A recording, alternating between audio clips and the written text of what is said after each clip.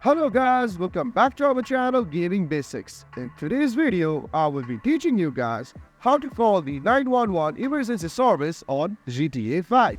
So all you have to do is just stick out your phone by pressing the scroll button on your mouse.